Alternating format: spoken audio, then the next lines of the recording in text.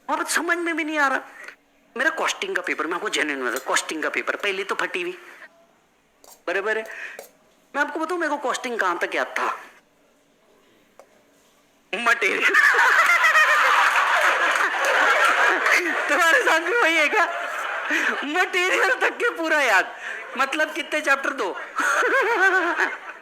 अच्छा वो मार्जिनल का भी वो बीपी तक के सब ठीक होता है यार, बीपी तक के सब ठीक होता है, बीपी के आगे क्या होता है वो नहीं पता। और स्टैंडर्ड में वो 4 बेसिक वेरिएंट्स आते हैं ना, वो उसके आगे क्या हो रहा हूं मेरे को घंटा नहीं समझ रहा। अभी मेरे साथ कॉस्टिंग में प्रॉब्लम की, मैं ऐसे क्वेश्चन को देखूं और मेरे को यही समझ नहीं आया कि उसमें करना क्या है। मतलब आप समझ रहे हो, वो सर्विस कॉस्टिंग, जॉइंट कॉस्टिंग, वो सब तो मेरे सिलेबस में ही नहीं था। मेरा बात समझना, टीचर ने बहुत अच्छा पढ़ाया, सब सारी चीज हुई, मेरे को तो समझना चाहिए ना। जरूरी थोड़ी ना भैया हर एक को जो काजू कतली पसंद है मेरे को भी हो सकता ना। मेरे को रस भरा रसगुल्ला भी तो पसंद हो सकता है, रस भरा रसगुल्ला बोला मैंने, पसंद हो सकता है ना मेरे को। और यार मैं देखिए यार, मैं पेपर में पहुंचा, पेपर में पहुंच करके पहला क्वेश्चन स्टैंडर्ड कॉस्टिंग, मेरे को तो समझा ही नहीं। वैसे बाहर आके दोस्त ने बताया ये तो स्टैंडर्ड का था। ठीक है, मैं बैठा स्टैंडर्ड कॉस्टिंग, समझ में तो कुछ आ नहीं रहा। पेज पलटा, 2 थ्योरी क्वेश्चन, मेरा भरोसा उठ गया अपने आप से। कॉस्टिंग में थ्योरी आती है ये तो बताया ही नहीं था, ऐसा थोड़ा ना होता है, ये तो मतलब आउट ऑफ सिलेबस थिंग है। फिर वो कुछ तो मेथड थी, ओवरहेड्स की कुछ मेथड, तब हाँ कुछ 2-5 क्वेश्चन थे जो देखे थे, जो याद थे, थोड़े सॉल्व करके आ गए। मैंने पेपर कुछ 80 मार्क का सॉल्व किया, 80। आगे सुनो, पिक्चर अभी बाकी है। मैंने मेरे हिसाब से कितना सॉल्व किया, 80। 20 तो मेरे को जम ही नहीं रहा था। क्वेश्चन नंबर 1 और 3 जनरली हमारे टाइम पे हार्ड आता था, तो वो दोनों छोड़ दिया अपन ने। 80 मार्क का सॉल्व करके आया, इस उम्मीद पे कि इंस्टीट्यूट 40 तो दे ही देगा। हर प्रोफेशनल स्टूडेंट का होता है कि 40 तो दे ही देगा, वो 39 पे तो नहीं अटकाएगा। अपन भी पहुंच गए बिल्कुल भाई जोश में। सब हुआ। रिजल्ट का दिन आया तो हर सीए स्टूडेंट के जैसा मैंने भी ये रिजल्ट, सेपरेट कोड, जामुनी कलर की पट्टी, institute of chartered accountant of India, नीचे विजय साल्डा, अपन डायरेक्ट नीचे पहुंच गए। फेल, कॉस्टिंग 14 मार्क्स, जो है वो है भाई, क्यों गलत बोलूं। अब आप जानते हैं मैं ऑलरेडी फेल हुआ वो, तभी तो आपके साथ की चीजें शेयर करना जानता हूं। 14 मार्क्स कॉस्टिंग में। उस दिन ना मेरे को एक चीज समझ में आई, साला इतने से तो काम नहीं होगा। अच्छा बाकी सब में भी बहुत अच्छे नहीं थे। इन टोटल 6 सब्जेक्ट का टोटल था 150 मार्क्स।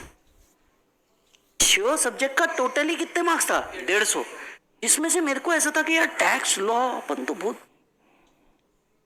है ना, वाइडेबल और सब अपने को बहुत भारी आता था।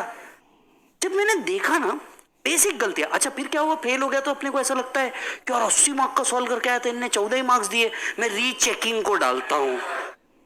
होता उसमें कुछ नहीं, अपन डालते, कुछ लोग के लिए होता भी है। मैं बोला भाई देख मेरा 6 पेपर का टोटल 150 आ रहा, रीचेकिंग में भी डालू तो बेइज्जती है। समझ आ रही है, एक आध मार्क से इधर उधर रहा हो तो सेंस भी बनता है। अपन तो टोटली नॉनसेंस काम कर रहे हैं। पर उन चीजों से ना एक चीज समझ में आई कि भाई यार इतने से तो काम नहीं होगा। लॉ अपना बड़ा कॉन्फिडेंट था, गुस्से में वापस से वही पेपर लिया और सॉल्व किया, जितना जमा उतना टाइम लगा के सॉल्व किया।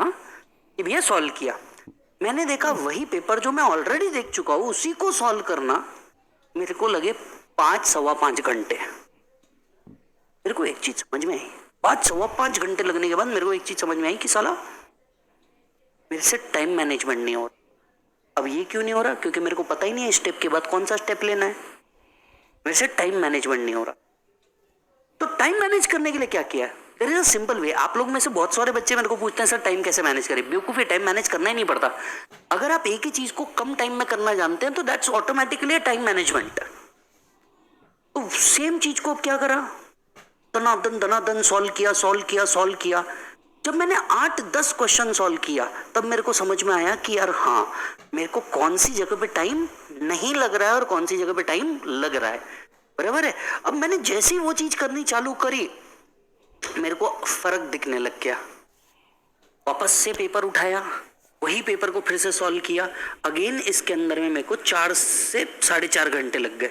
मैंने बोला इतने से नहीं होगा, और करना पड़ेगा, और प्रैक्टिस जितना पॉसिबल हो कि भैया इसमें क्या क्या पॉइंट्स आ सकते, वो सारी चीज लिखने चालू करी।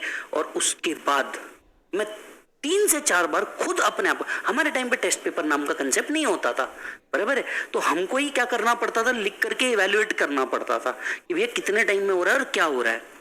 ओवरऑल मेरे हर सब्जेक्ट के अंदर में जब मल्टीपल मैंने ट्राई किए तो वो 50 से ऊपर आ रहे थे। फेयरली मेरे को लगा कि मैं पास हो जाऊंगा, पर मैंने कहा कि यार देख, यहां तो मैं वो क्वेश्चंस को सॉल्व कर रहा हूं जो मैंने देखे हैं, नहीं देखे उसके लिए क्या। अगेन उन क्वेश्चंस को उठाया, अलग अलग जगह जहां से मिल रहा है उठाने का, सॉल्व करने का, जहां अटके समझ में आने का कि यार हाँ ये गड़बड़ की है, तो कौन सी गड़बड़ नहीं करनी है पहले ये समझना है। आप सबको एक छोटा सा बात बोल करके कंसेप्ट चालू करता हूं। हम सबका एक 11th का टाइम रहा है, आपने देखा 11th का जिस दिन पेपर आया था, आपने कभी ये फोकस किया पेपर आने से पहले आपने पूरा फॉर्मेट ड्रॉ करके रख दिया था? याद आ रहा है कि 11th का पेपर याद करो, आपने पूरा फॉर्मेट ड्रॉ करके रख दिया था। और उसके बाद जैसे ही पेपर आया वैसे वैसे आपने दनादन लिखना चालू कर दिया। आपको पता था डेबिट किधर करना है, क्रेडिट। तेल लगाने का लॉजिक क्या है, बात समझिएगा। 11th 12th में आप लॉजिक नहीं ढूंढते, बराबर है, आप ये करना है तो आप क्या करते थे, डेबिट और क्रेडिट। कभी आपने सोचा आपको 100 में से 80 आ रहे हैं, 100 में से 90 आ रहे हैं उस पेपर में, अकाउंट के तो रूल बदले ही नहीं, तो आज क्या हो गया? तो फर्क ये पड़ गया कि अकाउंट्स में आपने उसी चीज को 50 बार 60 बार सॉल्व किया था, तो आपको क्लियर समझ में आ गया था ये इधर डेबिट है और ये इधर क्रेडिट है। तो आपने ब्रेन की जगह हाथ को भी प्रैक्टिस करवा दी थी कि ये इधर डेबिट होगा, इधर क्रेडिट होगा, ये होगा, ये होगा। किसी भी पेपर में हम जैसे एवरेज बच्चों के साथ एक ही चीज है, आपको बस ये पता होना स्टार्ट और स्टार्ट के बाद नेक्स्ट स्टेप क्या है। आपको अगर ये जमते गया तो आप धीरे धीरे एंड तक पहुंचते जाएंगे। आज हमने सैलरी के अंदर में 3 से 4 क्वेश्चन लिए, आपने एक चीज फोकस की, आपको ये पता था इसके बाद ये इसकी टिस करो। अब लॉ जब आप लिख रहे हो या ऑडिट जब आप लिख रहे हो, एसएम जब आप लिख रहे हो, पॉइंटर्स पहले याद कर लो कि ये पॉइंटर्स है। अंदर की फ्रेमिंग इट्स ओके, तुम बना सकते हो, एज इट इज वर्ड्स नहीं लिखने होते जहां तक मेरे को लगता है, बट फिर भी फ्रेमिंग आपको अगर जम गई तो आप काम कर सकते हो। समझ में आ रहा है? तो it's okay to have 1 attempt, multiple attempt, 5 attempt, 7 attempt, कुछ नहीं होता। मेरे को खुद को 2 से ऊपर लगे रहे, कोई फर्क नहीं पड़ता। Does that means that I am not successful और समथिंग? नो, ऐसा कुछ भी नहीं है। समझ में आ रही है बात? जितनी इच्छा है वो पूरी कर चुका हूं और पेरेंट्स मेरे पे प्राउड है, इससे ज्यादा कमाई अपने को चाहिए भी नहीं। बात समझना, जितनी अपनी इच्छाएं हैं वो बहुत है, बहुत है। अपने को जितना मिल रहा है वो भी बहुत है। मोस्ट इंपॉर्टेंट इज अपने पैर पे खड़े होना, फैमिली की रिस्पॉन्सिबिलिटी को अपने ऊपर टेक ओवर करना, खत्म हो गया बात। आप अगर किसी और से कंपैरिजन करने जाओगे ना, जीवन में कभी नहीं जीत पाओगे। मेरी एक बात समझना, मैं अगर ये कंपेयर करते बैठूं, मेरा एक्स कॉम्पिटिटर ये कर रहा, वाई कॉम्पिटिटर ये कर रहा, जेड कॉम्पिटिटर ये कर रहा, अरे तिल लगाने जानने मैं क्या बेटर कर सकता हूँ, मैं मेरी पार्ट कर रहा हूँ, वो जो करने का करने देना बे। तू ये देख, तू सेटिस्फाइड है क्या whatever you are doing? If you are satisfied that is more important rather than वो क्या कर रहा है, उससे अपना बर्डन लेकर के बैठा है। समझ में आ रही बात? उसकी सिचुएशन ऑफ लाइफ और तेरी सिचुएशन ऑफ लाइफ अलग हो सकती है। Let me give you an example.